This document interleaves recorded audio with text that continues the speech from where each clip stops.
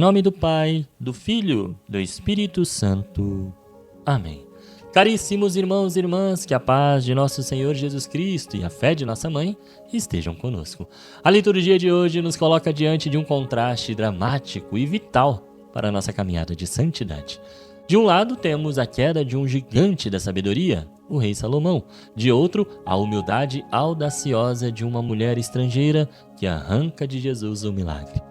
A pergunta que ecoa nessas leituras é a única que pode nos importar. Onde está o nosso coração? Inteiramente com Deus ou fragmentado entre os ídolos modernos?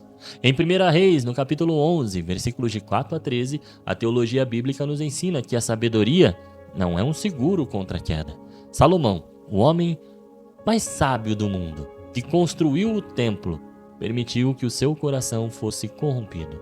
No pensamento semítico, irmãos, o coração é o centro da vontade e das decisões. O texto diz que o coração de Salomão não pertencia inteiramente ao Senhor.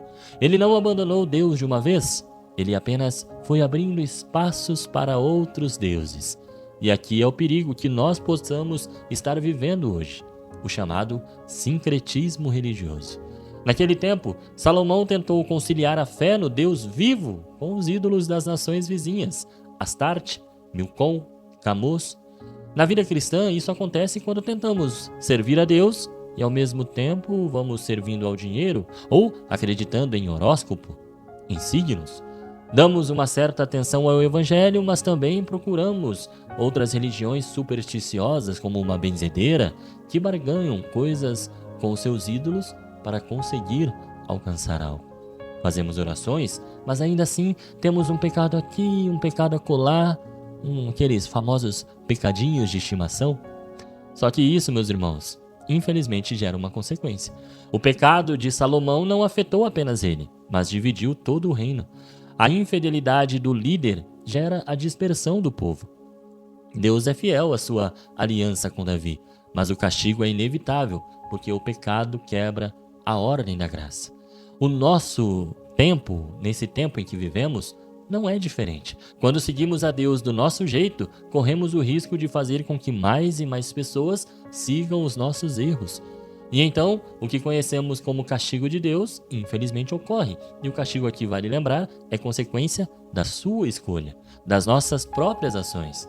E hoje, na liturgia, cabe a frase que Jesus diz em outra parte do Evangelho: os últimos serão os primeiros e os primeiros os últimos. Por quê?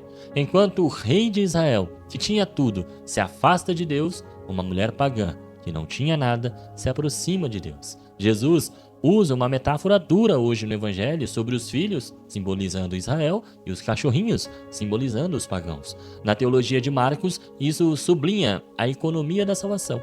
Primeiro a promessa a Israel, depois a extensão às nações. Jesus diz: deixa primeiro que os filhos fiquem saciados, porque não está certo tirar o pão dos filhos e jogá-los aos cachorrinhos. Esta mulher não se sente ofendida pela verdade de que não pertence ao povo eleito. Ela tem o que chamamos de humildade teológica. Ela sabe que uma única migalha da graça de Cristo é mais poderosa do que todos os banquetes do mundo. Jesus se deixa vencer por essa fé.